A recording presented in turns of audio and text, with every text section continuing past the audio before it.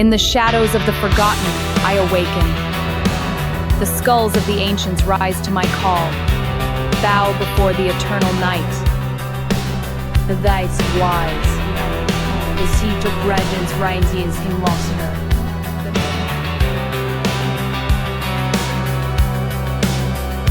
They were cast in the foundry of the century that believed the machine was the contemporary expression of the divine. Their bodies forged from iron ore, the oddities of the sacred rendered in industrial form. Saint Perpetua of the piston, her hand extended in the gesture of command. Over the steam that drives the wheel that turns, the shaft that lifts the hammer, the concern of her mechanical intercession practical. The iron saints forged in the century's fire, their halos the steam ring, their vestments the wire, and rivet of the age that made them real. The iron saints, the cold and hallowed steel.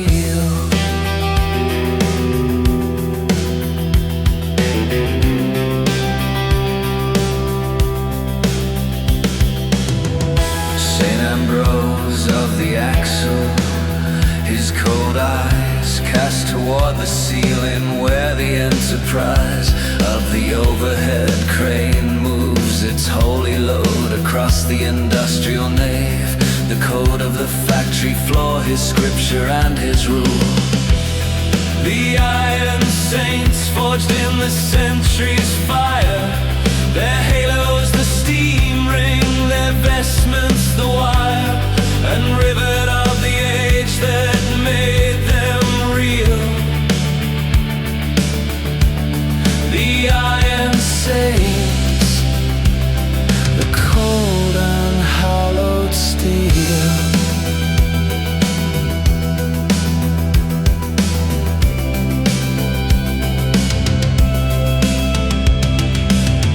The workers who assembled in the factory on Mondays brought the contradictory devotions of their private faith and their public labor into the same cold air and prayed to whichever saint was closest. The iron saints have rusted in the museums of industrial heritage, the tediums of their particular era's faith dissolved into the oxide red, the unsolved equation of belief. An industry left open. The iron saints forged in the century's fire, their halos the steam ring, their vestments the wire, and rivet of the age that made them real. The iron saints, the cold and hollowed steel.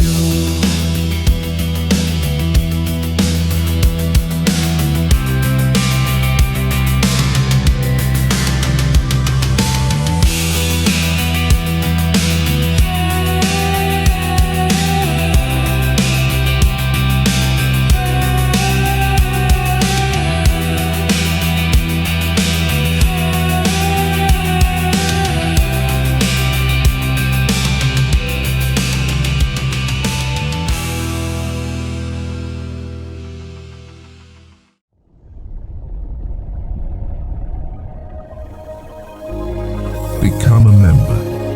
Join our circle of shadows, pay less than $1 a month. Help us grow, join now.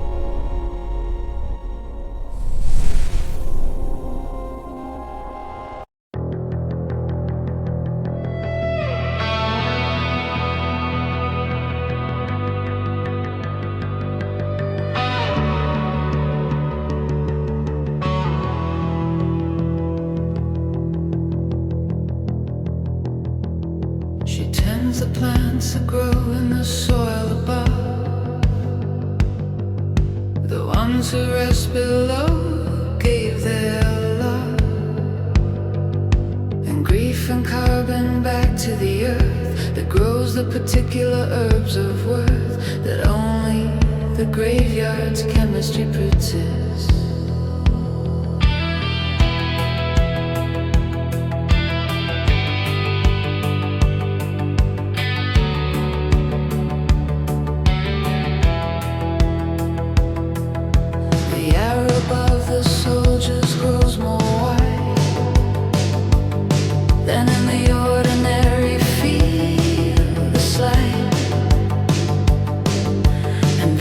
Difference in the plant, the death enriched soil can grant to those who harvest at the cemetery's edge. The herbalist of the dead gathering slow, she reads what the graveyard's chemistry grows. Her tinctures are made from the resting below the herbalist of the dead, careful and low. She uses these for what the living bring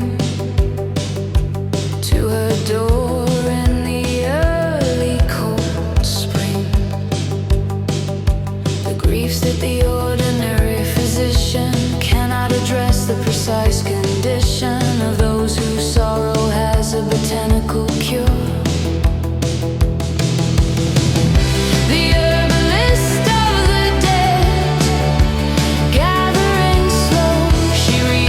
Graveyard's chemistry grows. Her tinctures are made from the resting below the herbalist of the dead, careful and low. I visited her with my particular winter grief, the one that had resisted every brief. Temporary comfort the ordinary world supplies. She looked at me with her extraordinary eyes and went to the garden for something specific.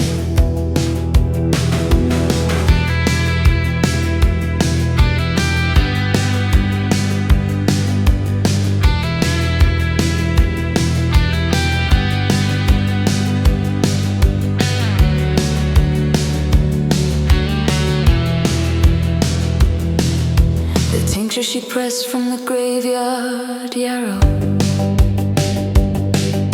was bitter and exact in its cold, narrow focus on the thing I'd been avoiding,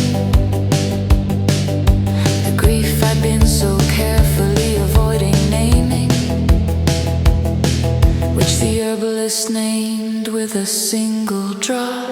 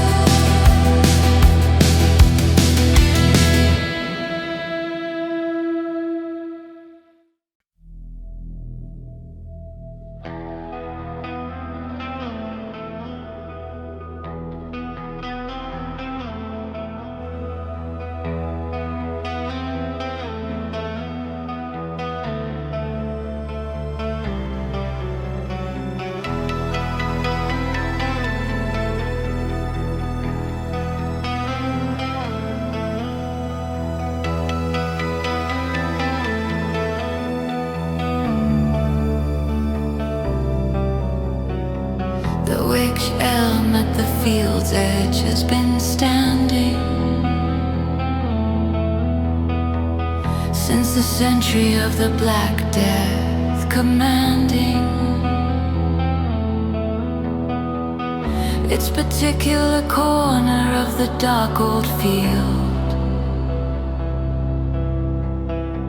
with the authority of something that has yielded to every storm and refused to be concluded.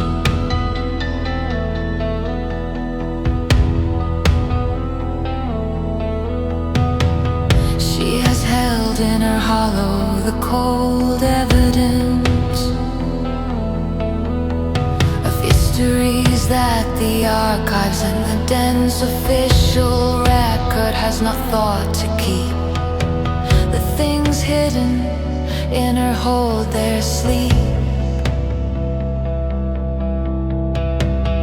of decades undisturbed by scholarship. The wish elm's testimony rings of dark years, each circle of her growing holds the tears and silence of the century it grew through. The wych elm's testimony, old and true.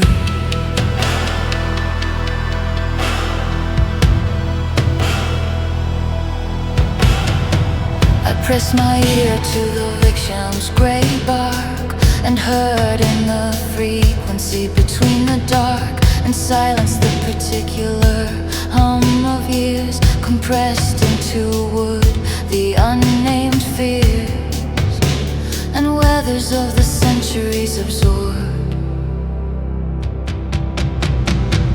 The wish elm's testimony rings of dark years, each circle of her growing holds the tear and silence of the century it grew through. The wych elm's testimony, old and true. The arboriculturalist reads her rings like a clinician reads the findings of a patient's history in the body's layers. He counts the cold years, the thin prayers of growth in drought years, the white excess of the wet ones, each ring a year confessed. The wych elm asks nothing of those who come to lean against her bark to reap the sum of her accumulation. She simply is in the field's corner, the generous witness of everything that passed and is still passing. The wych elm's testimony rings of dark years, each circle of her growing holds the tears and silence of the century it grew through. The wych elm's testimony,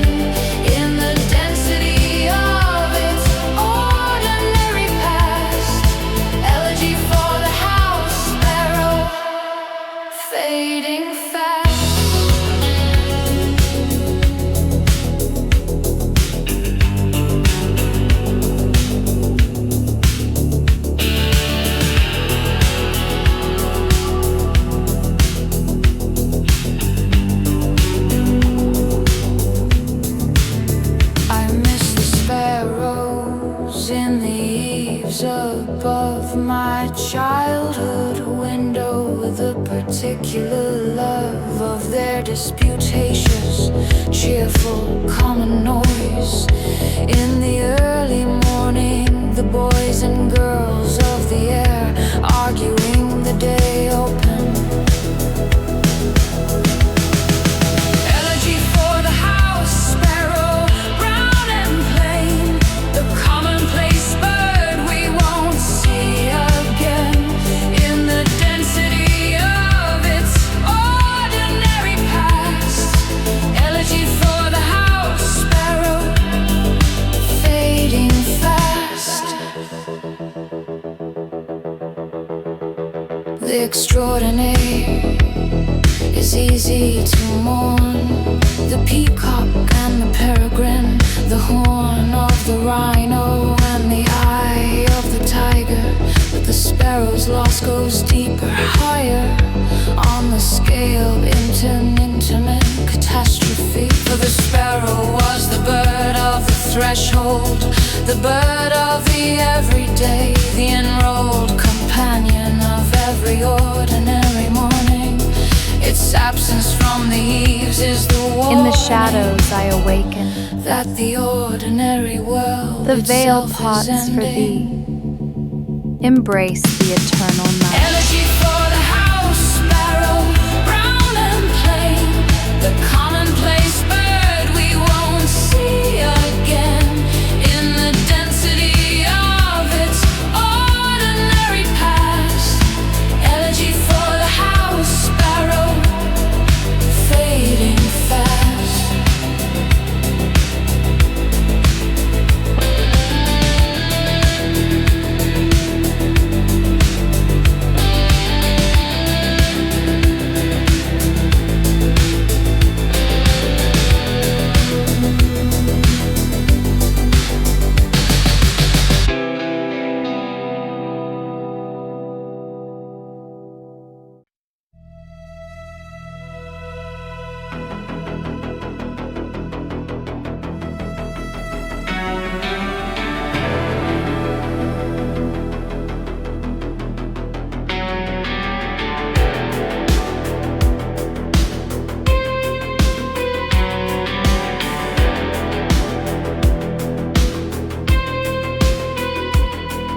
The oracle speaks only in February, when the lake has achieved the necessary thickness and stillness, the cold clarity of ice that shows the water's charity, of depth below, the dark below the clear.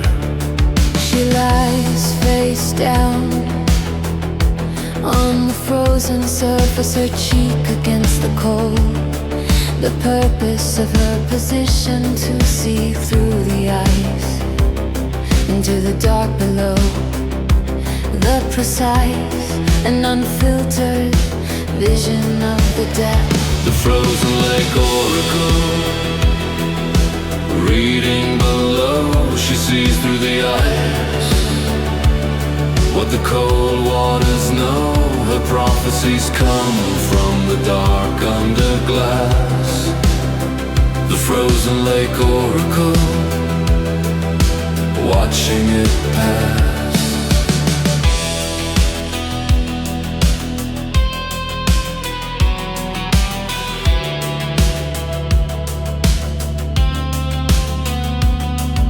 The ice is the lens that the cold has provided, the medium through which the undivided dark of the lake speaks its particular truth, without the turbulence that the warm month's youth introduces into the water's surface. Oracle, reading below, she sees through the ice what the cold waters know. Her prophecies come from the dark under glass. The frozen lake oracle, watching it pass. I brought my question to her on the coldest day.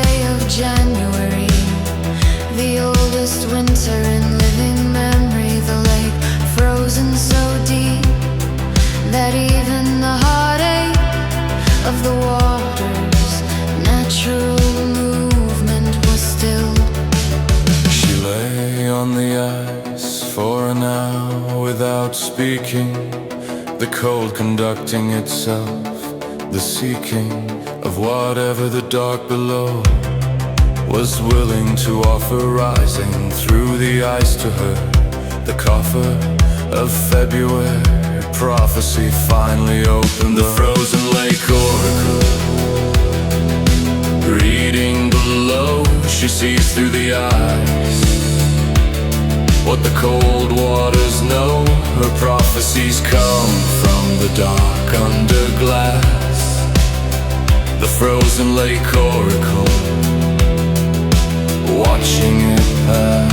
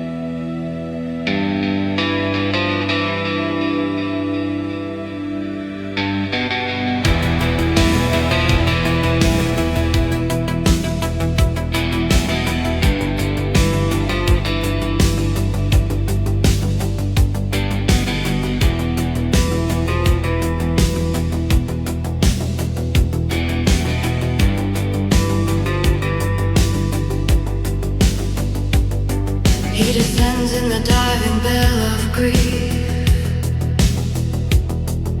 the pressure increasing with each breath, and measured meter of the descent. The bell holds its pocket of air, the spent and recycled breath of the chamber, his only sky.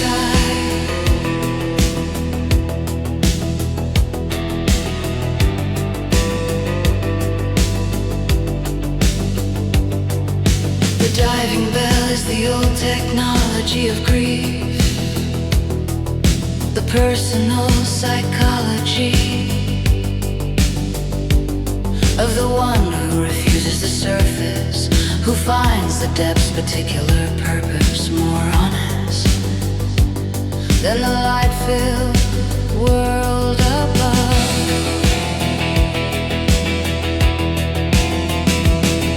The bell diver descending through the dark, his bell a small and pressurized remark against the weight of everything above. The bell diver searching below for love. At the floor of the dive, the visibility is zero, the availability of light from the surface of memory only. He works by touching the cold, lonely dark of the maximum depth he can reach. The bell diver descending through the dark, his bell a small and pressurized remark against the weight of everything above. The bell diver searching below for love. What he finds at the bottom is not treasure in the conventional sense, no measure of gold or salvage that the surface values. What he finds is purchase only in the language of the depths itself.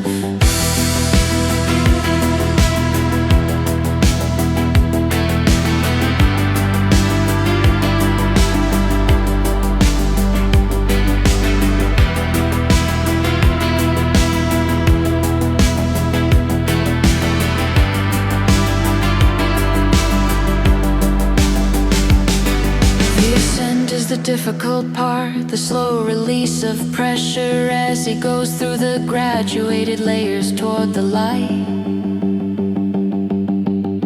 He arrives at the surface change, the bright world above him somehow further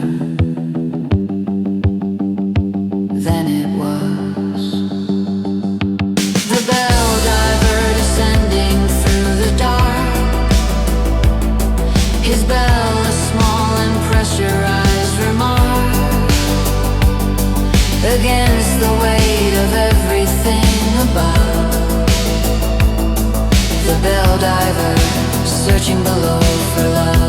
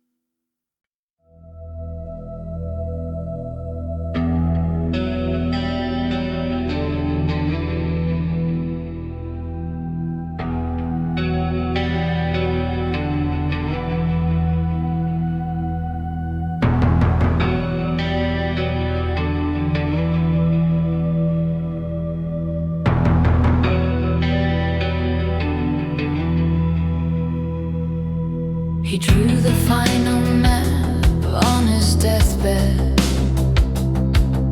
the sheet of vellum propped against the cold concrete of the hospital pillow, his hands still precise despite the fever and the chill of what was moving through him toward completion.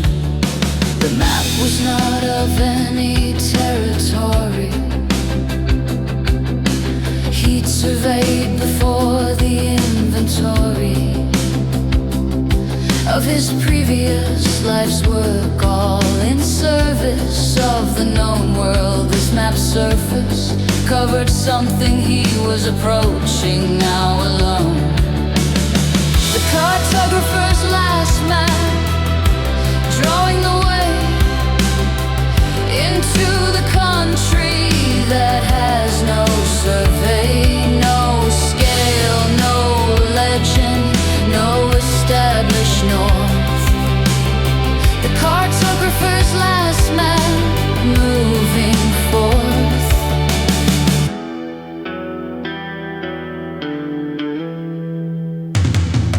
The projections he employed were of his own invention.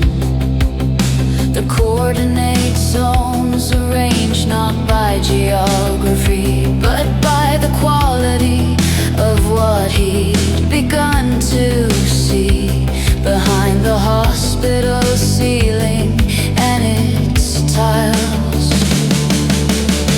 The cartographer's last map, drawing the way into the country that has no survey, no scale, no legend, no established north. The cartographer's last map, moving forth. The nurse who found the map beside him in the morning kept it, understanding something without warning from any tradition, that this was different from the other maps, the indifferent geography replaced by something personal. She had it framed and hung it in her hallway. The unnamed territories in there, always unresolved. Projection catching the light differently by morning than by night. A map that changed with the quality of illumination. The cartographer's last map, drawing the way into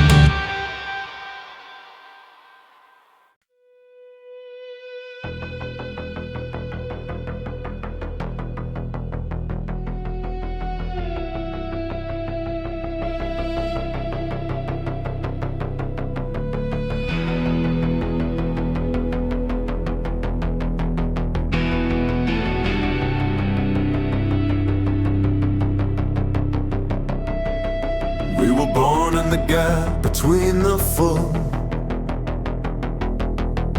and the new, the dark moon pulling its invisible gravity across the blood of those who feel the lunar neighborhood more intimately than the calendars record.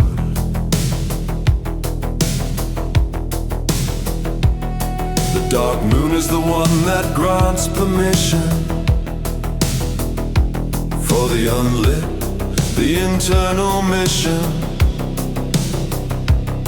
of the self that needs no audience or stage, the self that turns its most important page in the absolute privacy of its own dark. Daughters of the dark moon, children of the gap, the ones who fell through the lunar map into the space between the visible tides. Daughters of the dark moon, where darkness abides. We do not howl at the full moon's display, that bright and public pulling of the bay.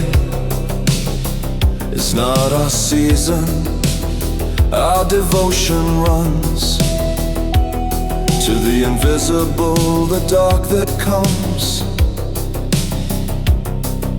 between the moons and asks no witness. Daughters of the dark moon, children of the gap, the ones who fell through the lunar map into the space between the visible tides. Daughters of the dark moon, where darkness abides.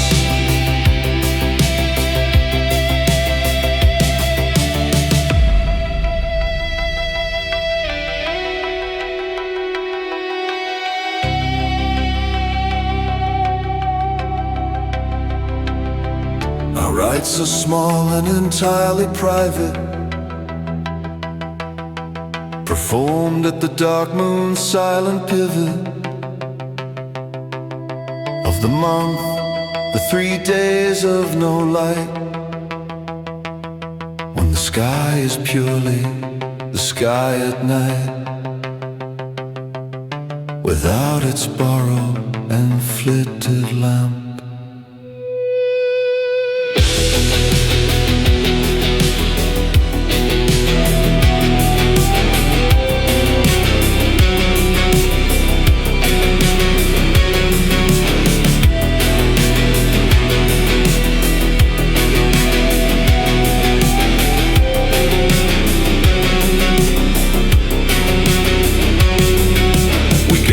The dark moon's dark and brief,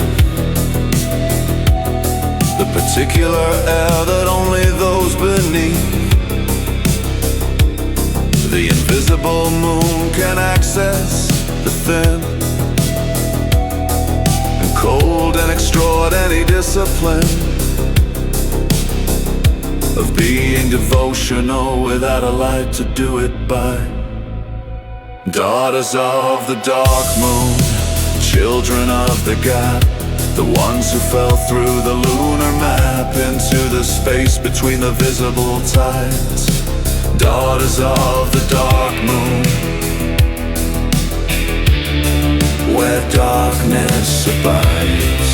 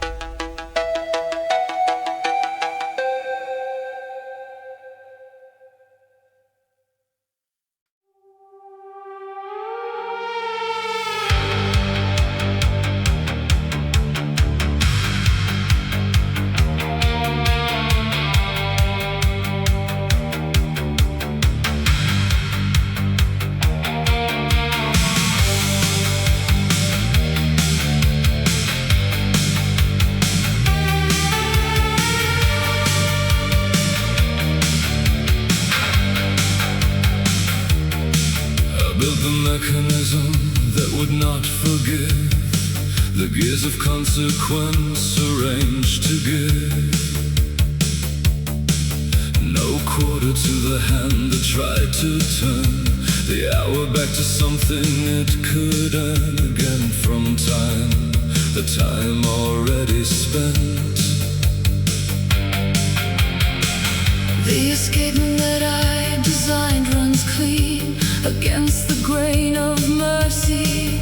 The machine I made for the one who broke what should not break now takes its cold indictment for the sake of accuracy alone.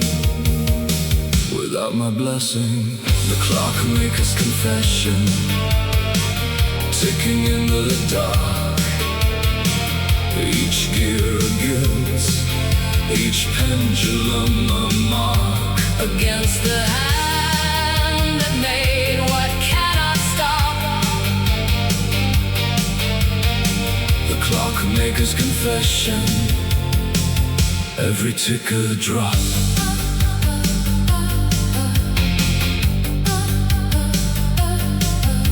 I tried to disassemble what I built at midnight in the workshop.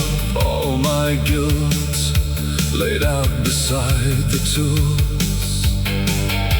But every spring resisted the removal, every ring of metal holding fast to what I'd made it.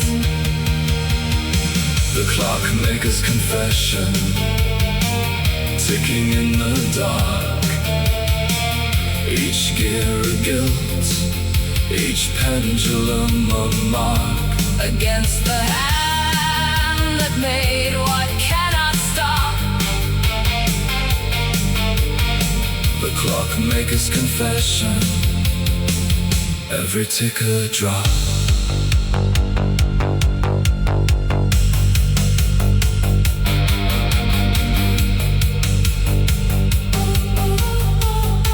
Is in the room I've locked from view, behind the cabinet door, the cold and blue. Fluorescence of its dial visible beneath the door at night. It's ticking like a wreath of sound around the bed where I try sleeping. Forgive the clockmaker his finest piece, the mechanism built without release, the only clock he made that he can't sell, that ticks its accurate and private hell into the silence of the house that holds it. The clockmaker's confession, ticking in the dark. Each gear a guilt, each pendulum a mark against the hand that made what cannot stop. The clockmaker's confession, every tick a drop.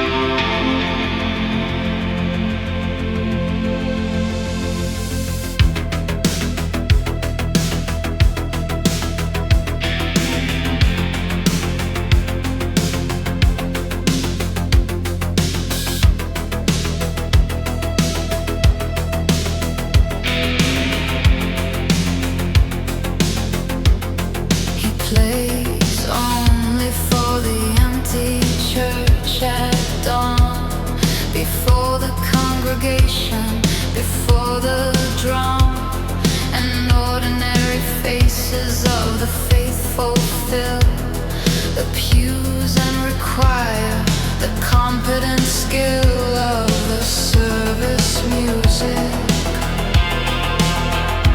The expected hymns in the empty hours before the first is said. He plays the music of the actual dead, weight of his accumulated sorrow, the pieces that could never fit the narrow expectation of a Sunday morning service. The grief organist playing for the stone, the empty pews receive what he has shown to no other audience in 30 years. The grief organist speaking through the gears.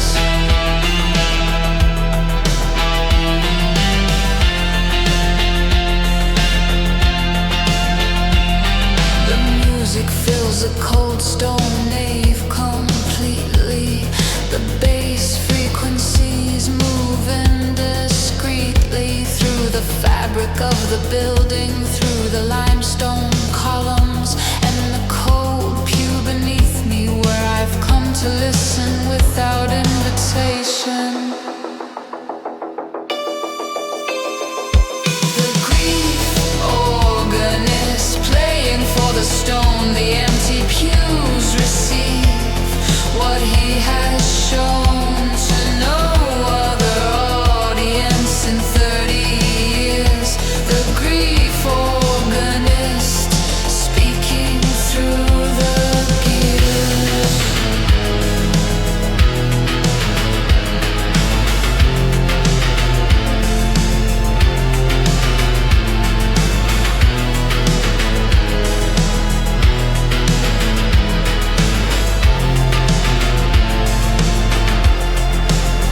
He has not seen me in the shadows of the north transept, the particular love of his playing too consuming for the care of what is in the peripheral there, beyond the pipes and the keys and the cold stone above.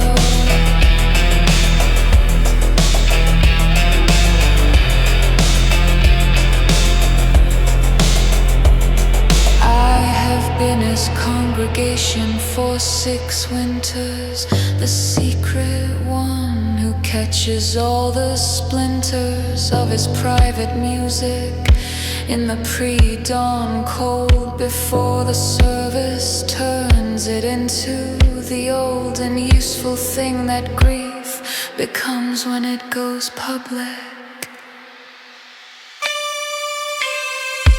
The grief organist playing for the stone, the empty pews receive what he has shown to no other audience in 30 years. The grief organist speaking through the gears.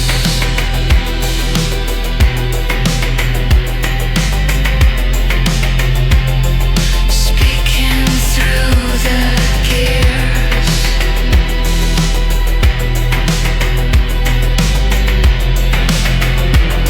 Speaking through the gears.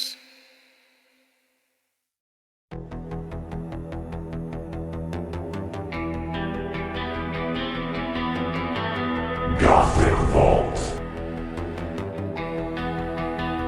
Thank you for watching.